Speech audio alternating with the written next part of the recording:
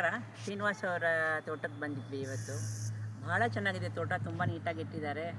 ಆಮೇಲೆ ಅವ್ರು ನಮ್ಮ ಜೊತೆಗೆ ಬಂದು ಪ್ರತಿಯೊಂದನ್ನು ಎಕ್ಸ್ಪ್ಲೈನ್ ಮಾಡಿದರು ಚೆನ್ನಾಗಿ. ಯಾವ ಥರ ಗಿಡ ಎಷ್ಟು ದಿನ ಆಗಿದೆ, ಯಾವ ಥರ ಮೇಂಟೈನ್ ಮಾಡ್ತಿದ್ದೀನಿ, ಏನೇನು ಮಾಡಬೇಕು ಅಂತೆಲ್ಲ ಪ್ರತಿಯೊಂದನ್ನು. ನಾವು ಇನ್ನೂವರೆಗೇನು ನಾವು ಕೊಂಡ್ಕೋತೀವಿ ಅಂತಲೂ ಹೇಳಿಲ್ಲ, ತೊಗೋತೀವಿ ಅಂತ ಏನೂ ಹೇಳಿಲ್ಲ. ಅಂಥದ್ರಲ್ಲಿ ಕೂಡ ನಮ್ಮನ್ನು ತೊಗೊಂಡು ಲಾಸ್ಟ್ 1 ಅವರಿಂದ ಪೂರ್ತಿ ನಮ್ಮ ಜೊತೆ ಸ್ಪೆಂಡ್ ಮಾಡಿಬಿಟ್ಟು ಪ್ರತಿಯೊಂದು ಪಾಯಿಂಟು ನಮ್ಗೆ ಹೇಳಿದ್ದಾರೆ.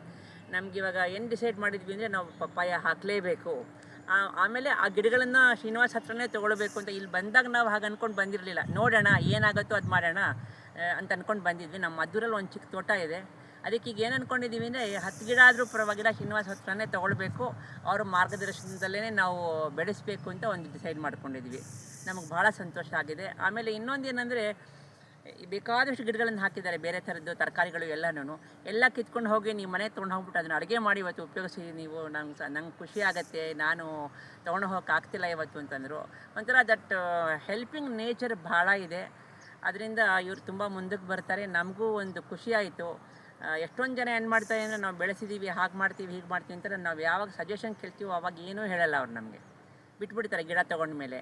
ಆ ಥರ ಇಲ್ಲ ಆಗಲ್ಲ ಅಂತ ಎಕ್ಸ್ಪೆಕ್ಟ್ ಮಾಡಿದ್ದೀನಿ. ಇವರು ಖಂಡಿತ ನಮ್ಗೆ ಹೆಲ್ಪ್ ಮಾಡ್ತಾರೆ ಅಂತ ಭಾಳ ಸಂತೋಷ ಆಯಿತು ನಮ್ಮ ವಿಸಿಟು.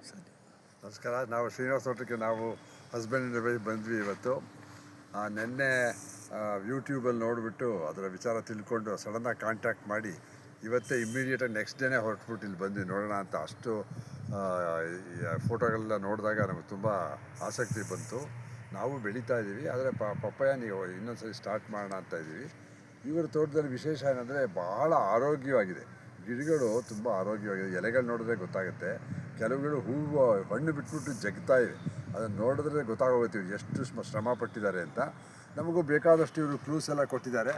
ಆ ಕ್ಲೂಸ್ ಉಪಯೋಗಿಸ್ಕೊಂಡು ನಾವು ಒಂದು ನಮ್ಮ ಉಳಿದಿರೋ ಭಾಗದಲ್ಲಿ ಜಮೀನಲ್ಲಿ ಮಾಡೋಣ ಅಂತ ಟ್ರೈ ಮಾಡ್ತೀವಿ.